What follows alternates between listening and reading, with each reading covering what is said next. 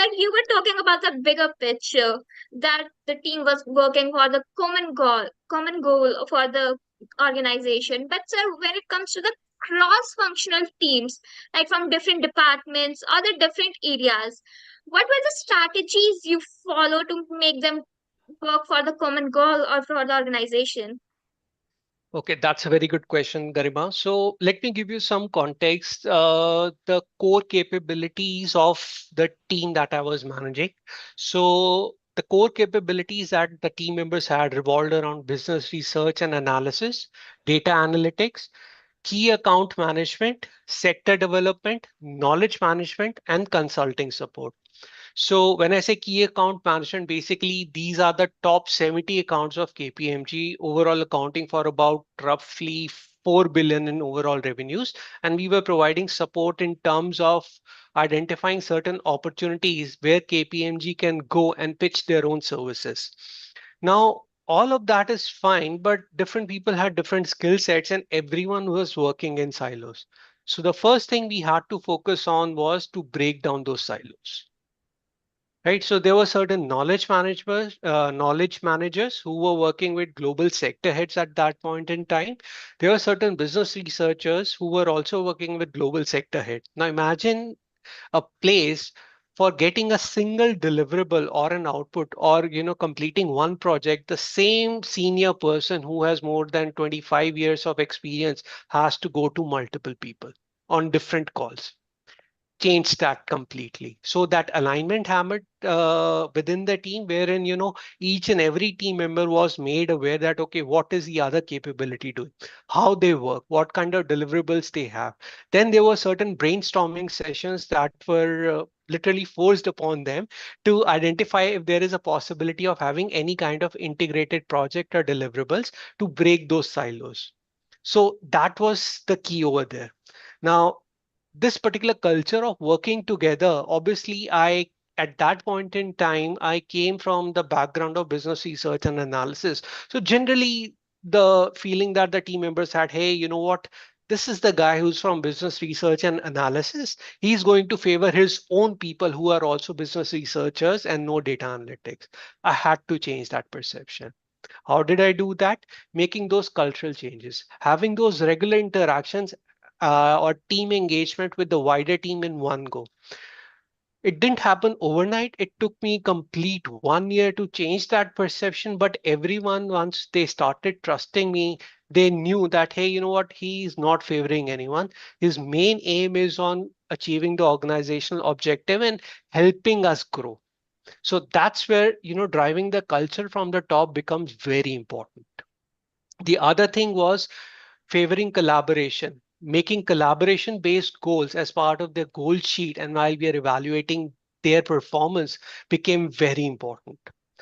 Doing a 360-degree feedback that for me, for example, if the my senior was collating feedback for me, my juniors used to provide feedback, my peers, my seniors, my users, my clients all used to provide feedback. So that 360-degree feedback also helped in getting certain inputs and then discussing with the person, okay, these are some of the areas that you're excelling.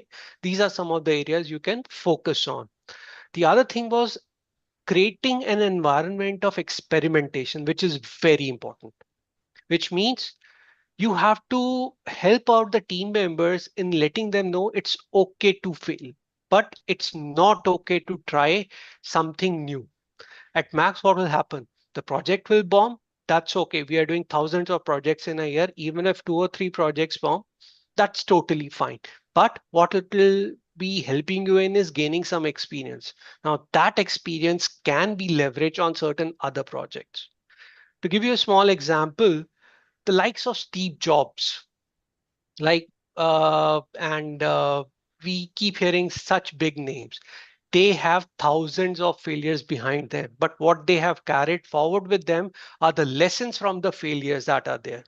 If you read their autobiography, you will get to know certain failures that they were part of, but that never comes into light in any of the LinkedIn posts. What we get to see is Mac iPhone, nothing in between. There were multiple projects that born for Steve Jobs or Apple, but we remember Steve Jobs for coming up with certain innovative products along with his team, iPhone, iPod, etc., so on and so forth. So these failures are something that teach a very valuable lesson.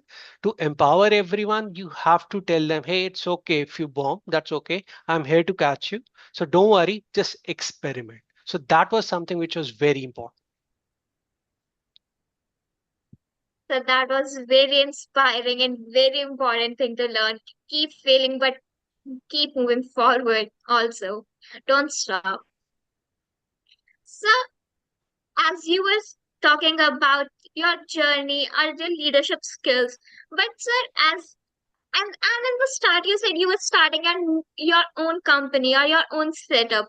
But when it comes to the customers or the sales, what are the main changes you see at your first day when you start in your analytics or analyzing the company or the customers? And nowadays, what the changes you see in the customers' behavior or the customers or market you are interacting with?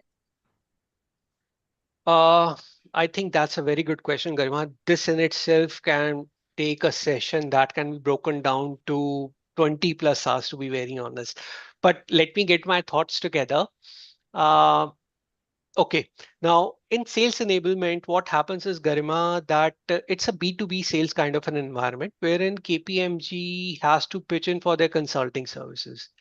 There was a time wherein KPMG and the other big fours were going to the market and saying, hey, you know what? We're offering audit, tax, and advisory services. And the company used to say, okay, you can help us over here and there and etc. To give you a more relatable example, Airtel used to sell SIM cards. But now, if you ask the CEO of Airtel, I don't know who the CEO is right now. Hopeful that the students who are there on the call are better aware of that. But they will say that they are into technology. They are a technology company. They have broadened their scope.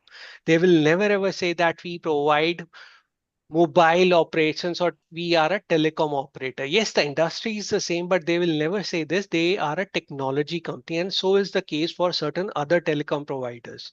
So, what they're trying to do is they're trying to broaden the overall value proposition. No longer the customer is saying that, hey, you know what, we want so and so consulting service. Can you help us out? What they're looking for is a partner who can help them in solving their own challenges, right? Now, and that challenge is something anyone and everyone can provide. The differentiation mostly comes from the trust building process, which is having those relationships with the end client. Now, from a client perspective, it's not only the CXOs, there are multiple people who are involved in the sales journey. You have to build trust with them first for them to make hear you. Right. And after that, you pitch in your solution or service, whatever you want to do. So that trust building is very important.